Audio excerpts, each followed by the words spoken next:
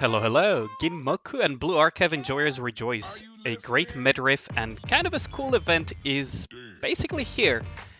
Oh boy. I do hope though that there is not a major event right around the corner in say, maybe a bit over a month? Well, anyways, let's hop right into it. So, as far as her kit goes, she's a Burst 2 iron-coated shotgun support Nikke. Her skill 1, Drone Supporter, activates when the last bullet hits the target and affects all allies. It recovers 10.95% of attack damage as HP over 3 seconds, and also activates when the last bullet hits the target, a second effect for the 2 highest attack ally units, increasing the HP potency for 26.98% for 3 seconds. Her skill 2, School Nurse, activates when using the burst skill. This is very important. It's when she is using her burst skill. It affects her allies and recovers 28.11% of the caster's final maximum HP. So it is final maximum HP, so it will be gear dependent. Her burst skill, a Teacher's Grace, which has a cooldown of 20 seconds, affects all allies. It has a storage ability, which is the most important part of her kit, at least more interesting part of her kit, where whenever a healing exceeds the character's max HP, all of that excess portion will be stored up to 27.87% of the caster's max HP and lasts for 10 seconds. Here it says only the caster's max HP, so it will very likely be base HP of Marciana. It also grants 20.9% of the caster's defense, again caster's defense, not maximum or final defense, for 10 seconds, so it will be based on her baseline defense. Now, for the question, should you pull? The answer will be, well, she's kind of a decent safe skip. We have Anniversary coming in nearly a bit over a month, so as long as you do not desperately need a decently strong healer or a burst 2 healer, you will probably not need Marciana, at least on the shorter term. On the long term, she could be a very nice addition to your roster, depending on which Nikkes get added into the future as well. But generally speaking, I would say she is a decently safe skip. Now, let's go into the specifics. Let's dispel a few misconceptions first. If you think Marciana is power-crept Pepper, it is possible you are right in some scenarios, but for the wrong reasons.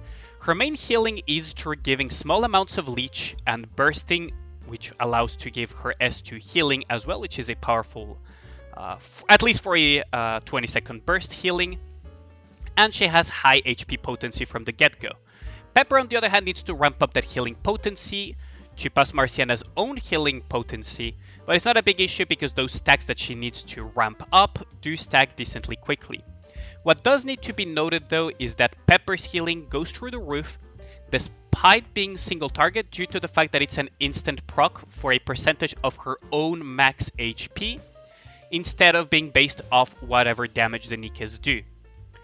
And this is whenever she fires her final bullet, which ramps up to 11 whenever you pair her with Privity. If you compare their healings, Pepper comes out on top on pure single target, and is only overcome on 3 targets and beyond when under Privity Burst, assuming that all Nikkes utilize all of the leech from Marciana and heal constantly, as Pepper's heal is more of what we would call a smart heal, that targets automatically the lowest HP Nikke, which maximizes the healing value at all times. As far as her skill 2 goes, it's a decently powerful instant heal for 20 seconds cooldown, which allows you to recover HP in case of emergencies, but it also has synergy with her burst, because it has this potential of instantly filling her burst, which is the overcharge healing, allowing you to have this almost instant hovering extra amount of healing for 10 seconds. Now, onto her burst skill. Her burst skill is really where things get interesting. The defense is a nice bonus, but the real meat of her burst is in the overheal storage ability. This ability could work in many different ways, which I will discuss here. Well, it's unlikely it could be an HP overheal shield, meaning that all of that overhealing gets converted into a shield that eats the damage, basically like any shield would, and would just be fed as the healing goes through. The more likely version is almost functionally the same despite a few different quirks, which is that as the HP is lost, you have a floating HP healing that would get consumed to heal instantly back that HP loss through the HP that is stored into that floating HP pool through the overhealing storage. Now, what will be interesting is whether or not it will act as a lifeline. Depending on the game, hitting 0 HP, even when healing is incoming, will cause your death, period. No questions asked, you're dead.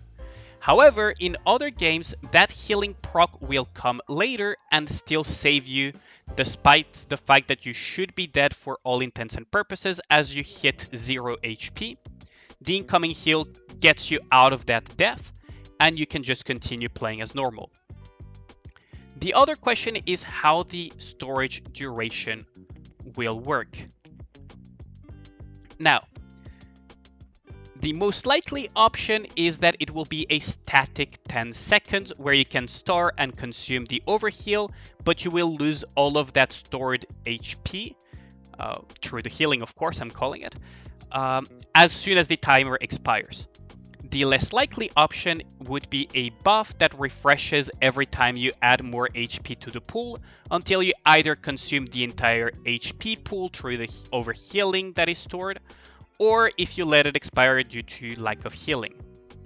My personal speculation on this kit is that it will be a simple static 10 seconds with the lifeline effect, which could have its uses for very dangerous scenarios with unpredictable damage, such as sniper rapture stages, where your Nikkes could get one tapped out of nowhere, and that lifeline effect could save the lives.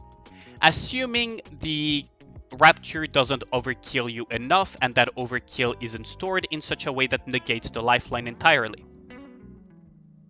Now, in terms of synergies, you really want to pair Marciana with Nikkes that can make the most of her leech. So Nikkes like Modernia, maybe Guillotine, maybe something that can just hit constantly and just heal up based on that leech. Or you could also pair her with Nikkes that are typically paired with Privity due to that last bullet mechanic. So Privity, Summer Anise, Dorothy, it really depends on what you usually pair with them.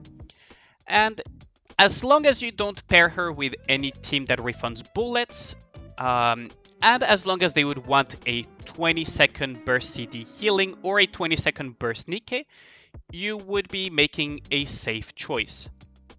Technically, she's also a support, albeit not a electro-coded one, for the additional synergy, so she could theoretically be slotted into this composition that we saw crop up in the previous solo raid, which is Dorothy, Biscuit, Summer Anise, Privity, and it had a Nihilister in it due to the requirements of Fire Code on this solo raid.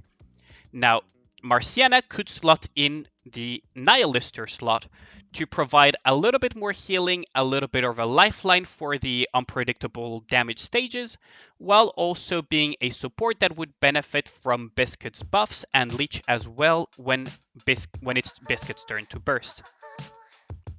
Now, technically, this comp already survives well enough without Marciana's help. It would just be an additional layer of safety, but it's just food for thought for some compositions that you could run together with her.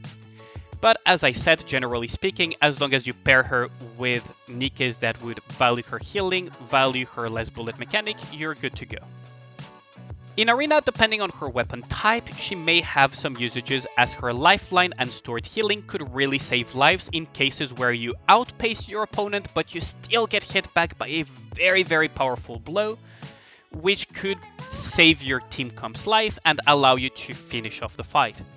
Now, being a shotgun is technically a perk in the sense that she will generate more burst than average weapon types regardless of which type of shotgun it is, but her real potential will remain to be seen as being a shotgun on its own is not really that big of an advantage in the current meta of the arena. Her arena synergies are mostly teams that would need either the healing, the lifeline effect, or that can afford to run a B2 shotgun, which is very limiting, but it is possible in many of the current arena teams, even if she doesn't get to use her burst, which would kind of negate the whole point of the lifeline. In a sense, you could slot her into teams to fill gaps inside of your arena teams due to a lack of a more complete roster, so you could kind of slot her into your Summer Anise, Alice, Scarlet teams, whatever you need to just fill these gaps. Or otherwise, if you wanna try out this tactic of using a lifeline to survive the hit back if you're trying to go that route. Now, I hope this video helps you out. Do tell me in the comments if you are going for her or if you're not. If you do end up going for her, do tell me how it went. As for myself, I will be pulling on her, which would be later today or tomorrow, basically before the upcoming reset. I hope to see you around for my stream. Otherwise, it is getting very late because ShiftUp decided to release this quite late at the last minute, so I had to really try to rush this one out. With that out of the way, Ariane out, and I hope to see you guys later.